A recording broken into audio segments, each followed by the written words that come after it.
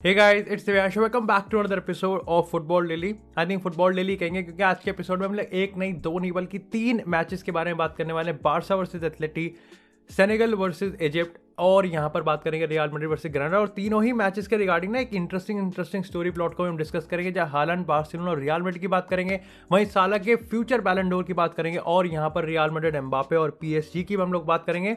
अब सबसे पहले अगर देखो बारसा वर्सेस एथलेटी की बात करें ना, तो मेरे को लगता है कि भाई देखो, यहाँ पर जिस मैच को मैं टाइटल दे रहा था एक टॉप 4 डेथ मैच, यहाँ पर बारसा ने एक तरफा एथलेटी की गांड फाड़ी है। इसमें तो कोई दिक्कत, मेरे को लगता है इसमें कोई दरार ही नहीं है। लेकिन एक चीज़ जो मैं कंफ्यूज हूँ वो ये है कि यहाँ बारसा ने एकदम से बहुत अच्छा खेल गई है, या फिर कहीं ना कहीं एथलेटी ने बहुत बहुत ज़्यादा कोलैप्स कर गया है, ये मेरे को समझ में नहीं आ रहा। लेकिन एक चीज़ जो मेरे को काफ़ी इंटरेस्टिंग लगी है वो ये है कि जब सिमियोनी से इंटरव्यू में पूछा था ना कि भाई देखो यार, बार्सिलोना ने क्या आपको एक्चुअली में टैक्टिकली आउट क्लास किया है इस पूरे मैच में, तो भाई ने मना कर दिया। मतलब ये सही है कि आपकी फटे तो फटे लेकिन नवाबी ना घटे। मतलब समझ में नहीं आता। आई लाइक देखो यार, सिमियोनी काफ़ी ज़्यादा रिजिड मैनेजर है, काफ़ी स्टबर्न मैनेजर है, बट स्टिल ये सबको पता है। कल के मैच में सबने देखा कि किस तरीके से एथलेटिको मैड्रिड, जिसकी स्ट्रॉन्ग पॉइंट हम यही कहते थे कि डिफेंस उसका स्ट्रॉन्ग पॉइंट है, अगर आप आज भी कह दो कि एथलेटिको तुम्हारे अगेंस्ट मैच है, सबसे पहले उसका मुंह बन जाएगा कि अरे यार, किस टीम के अगेंस्ट हम खेल रहे हैं, ये टीम तो गोल ही नहीं मारने देगी। वो टीम कल का 4 गोल्स कंसीड कर चुकी है, और इससे पीछे भी अगर देखें ना तो पिछले 10-12 गेम्स में ऑलरेडी ऑन एवरेज 1 या 2 गोल तो उन्होंने कंसीड करे ही करे हैं। ये उस टीम की हम बात करें जिसका डिफेंस एक स्ट्रॉन्ग होल्ड है, उसके जिसका मैनेजर एक बहुत डिफेंसिव है। Jan Oblak one of the best goalkeeper उस टीम में है, और जो ऑलरेडी स्पेनिश चैंपियंस हैं, यानी कि रेनिंग चैंपियंस हैं, उनका इस समय ये हाल है। लेकिन अगर बार्सिलोना की हम बात करें ना, कुछ की पॉइंट्स की परफॉर्मेंस की बात करें जिसने कल काफ़ी ज़्यादा इंप्रेस करा, सबसे पहले मेरे को लगता है कि यहाँ पर है फ्रैंकी डियोंग। अब देखो यार, ये प्लेयर मेरे को लगता है कि देखो, गोल नहीं मारा बट ठीक है, ऐसा कुछ नहीं था कि बहुत ज़्यादा स्पॉटलाइट पे था, लेकिन मेजॉरिटी ऑफ द फैंस के लिए आई थिंक ये man of the match performance दी है। बंदे ने ऑफ द बॉल जिस तरीके से वर्क हार्ड किया ना, जिस तरीके से कभी centre back, makeshift centre back बनना, जिस तरीके से जॉर्डी अल्बा को कवर करना, जिस तरीके से मिडफील्ड को संभालना, जिस तरीके से आगे अटैक में काउंट्री करना है, ये बहुत ही इंप्रेसिव परफॉर्मेंस थी। और इस बंदे के लिए यार बहुत ज़्यादा ज़रूरत थी, क्योंकि आप देखो कि अगर अगर थोड़ा पहले की बात करें तो जहाँ जावी और बार्सिलोना की थोड़ा थोड़ा तारीफ चल रही थी, इस बंदे को कटघरे में खड़ा किया जा रहा था कि भाई ये थोड़ा सा परफॉर्मेंस है, इस पर कैश इन कर सकते हैं। लेकिन यहाँ कहीं ना कहीं पता चल रहा है कि क्यों जावी के सिस्टम में इसका बहुत बड़ा रोल है। बात करते हैं अगर एक और डेब्यू की, वैसे 2 डेब्यू हुए हैं, कल ओबामेयांग का भी हुआ है और ट्राउरे का भी हुआ है, बट मेरे को लगता है कि ओबामेयांग ने कुछ खास किया नहीं है, और उसको माफ इसलिए किया जाएगा क्योंकि ऑलरेडी बार्सिलोना बहुत ही कंफर्टेबल पोजीशन में थी। अगर आडमा ट्राउरे की बात करें तो मेरे को लगता है कि कंफर्टेबल पोजीशन में ही आडमा ट्राउरे लेके आए।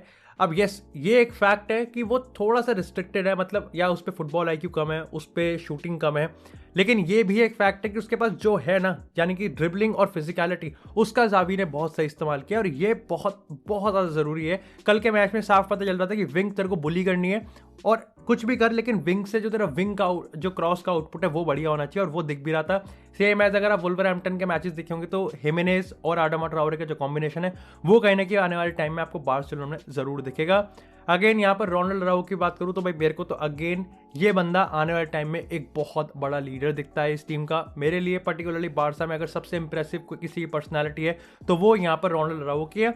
लेकिन इसी के साथ यार बात करते हैं कि यहाँ पर हालैंड कैसे फिट होगा, क्योंकि आई थिंक इस मैच के बाद ना, कल के मैच पे हमने वो कैरेक्टर देखा इस बार्सिलोना की टीम में जो कि बहुत टाइम से बारसा के फैंस एक्सपेक्ट कर रहे थे।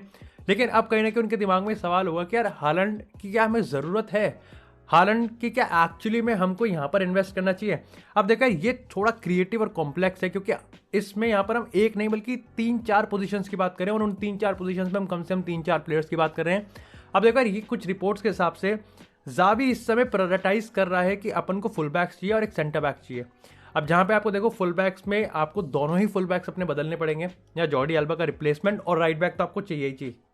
यहीं पर आपको एक सेंटर बैक भी चाहिए, और सेंटर बैक हमारे पास 3 फ्री एजेंट है, यानी कि आप निकोलस सोले की बात करो, आप क्रिस्टेंसन की बात करो, आप एस्पिलिक्वेटा की बात करो। लेकिन अगर एक हाई वैल्यू की बात करें तो वो है यहाँ पर जूल्स कोंडे। अब जूल्स कोंडे आएगा तो 70-80 मिलियन में, लेकिन इसके जो वाउच है कि क्यों यहाँ पर जावी काफ़ी इंटरेस्टेड है, वैसे तो चेल्सी बहुत ज़्यादा इंटरेस्टेड है, लेकिन वो इसका रीज़न ये है कि एक तो जूल्स कोंडे काफ़ी ज़्यादा फिजिकल है, काफ़ी एक तो प्रूवन प्लेयर है, प्लस यहाँ पर वो राइट बैक में भी खेल सकता है, सेंटर बैक भी खेल सकता है, काफ़ी वर्सेटाइल प्लेयर है और बारसा के बोर्ड में काफ़ी एडमायरर भी हैं उसके। यानी कि अगर आप जोस कोंडे पे अगर पैसा इन्वेस्ट करें तो आपको कहीं ना कहीं हालांड पे कॉम्प्रोमाइज़ करना पड़ेगा। और इस समय जावी थोड़ा थोड़ा इस तरफ यहाँ पर टेंट होता हुआ दिख रहा है कि हाँ ठीक है, हम हालांड पे एक बार वो कॉम्प्रोमाइज़ कर लेते हैं, लेकिन हमको डिफेंस अपना शेप करना पड़ेगा। इसके रिगार्डिंग आपका क्या ओपिनियन है कि यहाँ पर कलेक्टिवली आपको चीज़ें ज़्यादा बेटर करनी है या फिर आप हालांड पे? वैसे हालांड के रिगार्डिंग ये रिपोर्ट ये भी है कि रीसेंट टाइम्स में कहीं ना कहीं अगर हालांड के हम फादर की बात करें, आर्लिंग हालांड, तो वो कहीं ना कहीं रियल मैड्रिड के अराउंड ही अपनी डे टू डे लाइफ को प्लान कर रहे हैं। यानी कि आने वाले टाइम में समर में किस तरीके से फिर आने वाली लाइफ आपको प्लान करनी है, चाहे प्रॉपर्टीज़ की बात हो, चाहे बाकी के जितने भी डे टू डे लाइफ की बात हो, तो वो रियल मैड्रिड को ध्यान में रख के बात हो रही है। अब थोड़ा सा मेरे को यहाँ पे एक चीज़ मेंशन करनी है, वो है कि मैनचेस्टर सिटी के कोई जिक्र नहीं है। अब देखो यार, इसके दो है। सबसे पहले तो ये है कि या तो फैंस परसेप्शन, जो फैंस का नैरेटिव है वो मैन सिटी को सपोर्ट नहीं करता, या फिर एक्चुअली में मैन सिटी सिर्फ लगी पड़ी है और मीडिया मैन सिटी को नहीं, क्योंकि एक्चुअली में कुछ है ही नहीं।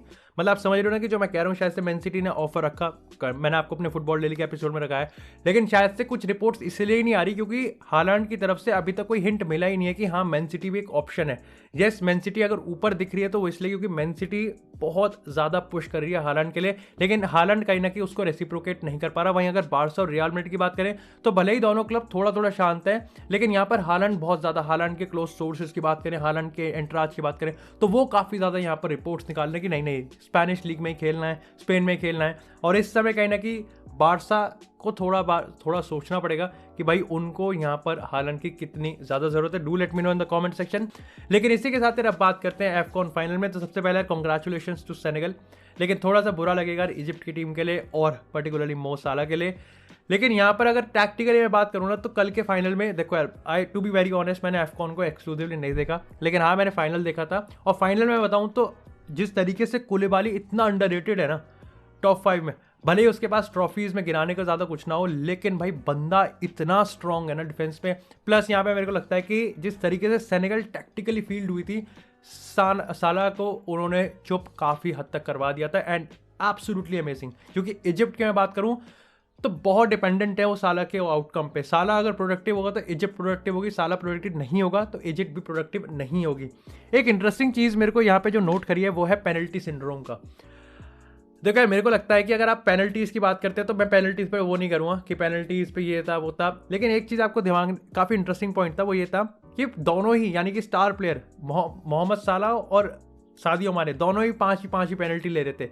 यानी कि दोनों ही अपनी कंट्री के लिए एक विनिंग पेनल्टी स्कोर करना चाहते थे, और ये एलीट मेंटालिटी को बताता है। लेकिन यहाँ पर इसके पीछे थोड़ा सा कौन सी था कि अगर आपकी कंट्री ने अगर पेनल्टी मिस कर दी तो इसके बहुत हाई चांसेस थे कि आपको पेनल्टी मिलेगी ही नहीं, जो कि कल के इजिप्ट वाले केस में हुआ। अब सादियो माने ने तो जो अपनी 5वीं पेनल्टी स्कोर करके जीत गए, साला तक एक्चुअली में पेनल्टी कभी पहुंची ही नहीं, और ये सबसे बड़ा कौन सा होता है इस पूरी पेनल्टी सीन का। अब इसके रिगार्डिंग आपका क्या ओपिनियन है कि आपकी टीम का, जैसे आप ही मान लो कोच हो और आप एक पेनल्टी शूट आउट में आप एक पार्टिसिपेट करो, तो क्या आप अपनी टीम के जो बेस्ट पेनल्टी टेकर है उसको 5th पे खिलाओगे या फिर किस पोजीशन पे खिलाओगे, कंसीडर द फैक्ट कि आपकी मेंटालिटी और परसेप्शन कैसा है? Do let me know in the comment section. लेकिन इसके रिगार्डिंग जो सबसे बड़ा सवाल था, क्योंकि काफ़ी लोग वाउच कर रहे थे कि साला अगर यहाँ से एफकॉन जीत गया तो भाई बैलन डोर ले जाएगा। अब साला यहाँ से एफकॉन तो हार गया, तो क्या बैलन डोर के चांसेस हैं? अब यार ये देखो, थोड़ा सा मैं कहूँगा ट्रिकी है, और थोड़ा सा मेरे को लगता है कि ऑप्टिमिज्म भी यहाँ पर आएगा। देखो, बैलन डोर के लिए आपको समझना पड़ेगा कि एक इंटरनेशनल ट्रॉफी अगर आपने कैलेंडर ईयर में ले गए तो मज़े ही मज़े हैं आपके। देखो सीधी सी बात है, मज़े आ जाएंगे आपके। और यहाँ पर अगर एफकॉन जीतता तो साला के लिए बहुत ईजी हो जाता, कंसीडर द फैक्ट कि वो ऑलरेडी किस फॉर्म में है। प्लस यहाँ पर प्रीमियर लीग लिवरपूल जीत नहीं रही है, चैंपियन लीग जीत गई। अगर आप चैंपियन लीग जीत गई, आप में चैंपियन लीग में आपके अच्छे खासे गोल है, आप प्रीमियर लीग के टॉप स्कोरर हैं, तो मैं कह सकता हूं कि साला का चांस बन सकता है। कंसीडरिंग द फैक्ट कि आप इस समय पूरी टॉप यूरोपियन 5 लीग को देखो ना, तो बहुत डाइवर्सिफाइड है, बहुत ज़्यादा डाइवर्सिफाइड है। लास्ट ईयर की मैं बात करूँ तो देखो, मेसी ने इंटरनेशनल ट्रॉफी जीती थी, इस साल साला इंटरनेशनल ट्रॉफी जीत जाएगा। और यहाँ पर कहीं ना कहीं वर्ल्ड कप शायद से बैलन डोर में काउंट होगा या नहीं होगा, थोड़ा सा मेरे को क्लियर नहीं है, तो उसके लिए अपॉलॉजीज है। लेकिन अगर बात करें बाकी के तो काफ़ी डाइवर्सिफाइड है। लाइक आप साला और बेंजेमा को रखोगे, है ना, तो आप इसके अलावा कितने प्लेयर्स गिनाओगे जो आपको लगता है कि इस साल बैलन डोर के लिए फाइट करने वाले हैं? तो मेरे को लगता है कि अगर आप अभी भी चैंपियन लीग जीत दिए लिवरपूल, तो बैलन डोर का चांस थोड़ा सा हो सकता है। तो यस, ऑप्टिमिज्म भी है और थोड़ा सा ट्रिकी भी है। लेकिन इसी के साथ यार बात करते हैं अपने लास्ट मैच की, और वो है रियल मैड्रिड वर्सेस ग्रेनाडा। सबसे पहले तो 3 पॉइंट्स मैटर करते हैं, and thank you so much भाई, आप में से जितने भी लोग हमारे साथ जुड़े हुए थे। हालांकि मैड्रिड ओपी हो जाना चाहिए भाई चैट में। लेकिन एक ना कल जब वॉच लॉन्ग कर रहे थे, एक बंदे ने, या सॉरी मैं उसका नाम भूल गया, लेकिन उसने इतना बेहतरीन कमेंट किया था ना, वो मैंने लिखा है भाई, और मैं सही बता रहा हूँ कि उसी को ही मैंने ध्यान में रख के वो लिखा है। और वो ये था कि अगर एंसेलोटी, हम ना पीएसजी से 10 दिन पहले हम अलग अलग तरह का गेम खेल रहे हैं, क्योंकि पिछले मैच की बात करें तो हमारे पास बेंजी नहीं था, विनीसियस था, तो हम एक अलग टाइप का गेम खेल रहे थे, काइंड ऑफ सेमी काउंटर। अगर कल की हम बात करें तो हम एक बिल्डअप वाला प्ले खेल रहे थे। और इस पूरे सीजन अगर हम छक्के पे छक्के मार रहे हैं तो हमने दोनों प्ले नहीं खेला है, हमने काउंटर अटैकिंग खेला है। अब इसका एक जो मैं कहूँगा कि सपोर्टिव जो मैं एंसेलोटी को कहूँगा कि वो ये है कि देखो बेंजी विनीसियस दोनों ही नहीं है, तो कहीं ना कहीं आपको सिस्टम तो बदलना पड़ेगा। और दूसरा चीज़ ये है कि ये तो आपको साले पहले सोचना चाहिए था ना, कि अगर आप पे बेंजी और विनीसियस नहीं है तो आप ऐसे खेलने वाले हो। अब आप 10 दिन पहले, इतने बड़े मैचेस से 10 दिन पहले, मैं पीएसजी मैच की मैं वैसी क्रंच मोमेंट्स की बात करूँ, अगर आप ऐसे खेलने वाले हो तो आपकी टीम उस तरीके से ड्रिल्ड ही नहीं है। प्लस मेरे को लगता है कि यहाँ पर अगर एंसेलोटी का यूज ऑफ बेंच की बात करूँ तो वो भी उसका काफ़ी बड़ा क्रिटिक होगा। प्लस या आई थिंक ईडन हज़ार्ड का मेरे को लगता है केस बहुत ही ख़राब होता हुआ दिख रहा है। बताया तो यार, ईडन हज़ार्ड कल के मैच में आया था, मेरे को काफ़ी सही लगा वो, कंसीडर द फैक्ट कि सुपर सब आए, he was very very good. लूका जोविक भी मेरे को ठीक ही लगा, लेकिन ईडन हज़ार्ड को जिस तरीके से एंसेलोटी यूज़ कर रहा है, I don't see him being a very very important and integral part of Ancelotti. इसी के साथ जो मेरे को लगता है कि अगर एंसेलोटी को एक टीम बनानी है, अगर एंसेलोटी एक्चुअली में लॉन्ग टर्म प्लानिंग कर रहा है, तो I am finding it very very difficult and interesting और complicated at the same time कि बेंजिमा, लूका मॉड्रिच और टोनी क्रूज को आप कैसे रिप्लेस करने वाले हो। आपके पास बेंजिमा भी नहीं है, टोनी क्रूज और लूका मॉड्रिच को आप इंजन बना के खिला रहे हो, 90 के 90 मिनट आप खिला रहे हो। और विलारियल वाला मैच भी अगेन काफ़ी ट्रिकी और काफ़ी इंपॉर्टेंट है, तो मैं तो यही मानूंगा कि दोनों फिर से खेलेंगे। तो मिडफील्ड आपकी इतनी टायरिंग है, ऑलरेडी प्रेस नहीं करते हो आप, तो मेरे को लगता है कि ऐसे में अगर पीएसजी सही में कलेक्ट, और जिस तरीके से कल भाई वॉच लॉन्ग पे गांड फाड़ रही जा रही थी हमारी कि एम्बापे ने इतने बेहतरीन गोल कर दिया, मेसी क्लिक कर गए, तो थोड़ा डर तो लगेगा ही। बट स्टिल पीएसजी अगर कलेक्टिवली क्लिक कर गई ना, तो उनके पास इतने इंडिविजुअल है कि मैड्रिड को एक्चुअली में बहुत ज़्यादा प्रॉब्लम हो जाएगी। आई एम नॉट बीइंग मैं अपनी टीम को अंडरवेल्म नहीं कर रहा हूँ, लेकिन कहीं ना कहीं होता है ना कि prevention is better than cure. आप फर्स्ट लेग में कहीं ना कहीं गड़बड़ कर दो, फिर सेकंड लेग में उसका सॉल्यूशन ढूंढो, इससे बढ़िया तो फर्स्ट लेग ही बहुत अच्छे से खेलो। और यहाँ पर यही है कि हमको देखना पड़ेगा कि भाई क्या सीन होने वाला है। और अगेन बेंजिमा वाला पॉइंट मैंने बेंजी, टोनी क्रूज और लूका मॉड्रिच का पॉइंट इसलिए रखा है क्योंकि इनको रिप्लेस करना बहुत ज़्यादा मुश्किल लग रहा है मेरे को, considering the fact Carlo Ancelotti उनको कैसे देखता है। मतलब एंसेलोटी उनको ऐसे खिला रहा है जैसे उनके बिना ये टीम, देखो अभी नहीं है, लेकिन एंसेलोटी इसलिए खिला रहा है क्योंकि उसको लग रहा है कि 10 साल और खेलेंगे ये टीम। नहीं भाई, ऐसे नहीं होने वाला, ऐसे नहीं होने वाला। तो सिचुएशन को थोड़ा भाई देखना पड़ेगा। लेकिन इसी के साथ भाई कल पीएसजी वाले मैच के पोस्ट मैच इंटरव्यू में, भाई मैंने वो मैच नहीं देखा तो मैं उस पर कमेंट नहीं कर सकता, बट हाँ मेसी ने फिर से क्रॉस बार हिट किया है, मेसी ने गोल किया, मेसी ने असिस्ट किया है, तो अंकारा मेसी। तो भाई आप में तो जितने भी लोग मेसी के फैन है, तो भाई मेसी ओपी हो जाना चाहिए कमेंट सेक्शन में। Again I am so happy for Messi, क्योंकि भाई या बंदे ने मेहनत करी है और भाई बंदे का पीएसजी वाला स्पेल अच्छा नहीं जा रहा है। आई होप कि भाई क्रिस्टियानो भी जल्दी से जल्दी वापस से स्कोरिंग फॉर्म में आए। लेकिन एक जो इंटरेस्टिंग चीज़ था वो था किलियन एम्बापे का इंटरव्यू। भाई मेरे को समझ में नहीं आ रहा कि सिचुएशन इतनी कॉम्प्लिकेटेड बनाई जा रही है कि ऑलरेडी कॉम्प्लिकेटेड है। अब एम्बापे ने इंटरव्यू में ये चीज़ कहा कि रियल मैड्रिड से मेरा 10 दिन में मैच है और मैं अपने राइवल से कैसे बात करूँगा, मैंने अपने डिसीजन पे कुछ भी अभी अपने फ्यूचर पे कोई डिसीजन नहीं बनाया है। लेकिन इंटरेस्टिंगली उसने ये चीज़ खुद ही मान ली कि रियल मैड्रिड के मैच का जो रिजल्ट होगा उसका बहुत डायमेंशंस खुल सकते हैं। यानी कि मैं रियल मैड्रिड के साथ जा भी सकता हूँ, मैं रियल मैड्रिड के साथ जा भी नहीं सकता हूँ। अब आपको पता होगा कि एक हफ्ते पहले मैंने एक फुटबॉल डेली के एपिसोड में एक एक्सक्लूसिव रिपोर्ट को ब्रेक डाउन करा था, जहां पर बाइल्ड की रिपोर्ट थी कि एम्बापे और रियल मैड्रिड के बीच सब चीज़ ठीक हो चुकी है, सब चीज़ सेट है, ऑलरेडी है। फिर मैंने आपको 2-3 दिन पहले भी बताया था कि पीएसजी का लेटेस्ट कॉन्ट्रैक्ट रिन्यूअल ऑफर उसने रिजेक्ट कर दिया है। तो मैं वही सोच रहा हूँ कि यहाँ पर आप शायद से, अब देखो एक तरीके से आप कह सकते हो कि यस जो कह रहा है भाई बंदा सही कह रहा है, लेकिन अगर दूसरी तरीके से आप देखोगे तो ऐसा लगेगा कि हाँ, पहली बात तो सिचुएशन को थोड़ा सा सिनेमैटिक बनाया जा रहा है कि यहाँ पे लगे कि हाँ एक्चुअली में सिचुएशन काफ़ी रियल है, पीएसजी के फैंस के साथ बकचोदी नहीं करनी है और असल में सब सेट है।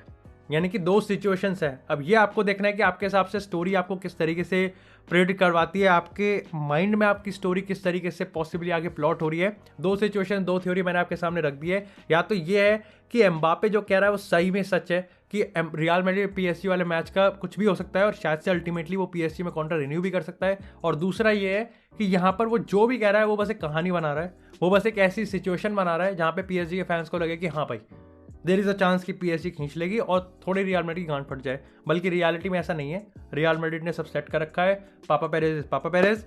लेकिन ये देखना पड़ेगा कि आने वाले टाइम में कैसा है। तो आई होप भाई ये एपिसोड थोड़ा लंबा हो गया, वो इसलिए क्योंकि मेरे को तीनों ही मैच पे कहीं ना कहीं तीनों स्टोरी लाइन्स को डिस्कस करना था। सो आई होप आपको एपिसोड पसंद आया, एपिसोड को लाइक करें, चैनल को सब्सक्राइब करें। आपको इसी तरह फुटबॉल से रिलेटेड एक्सक्लूसिव कंटेंट चैनल में मिलता रहेगा। तब तक के लिए stay tuned, stay safe and I will see you in the next episode.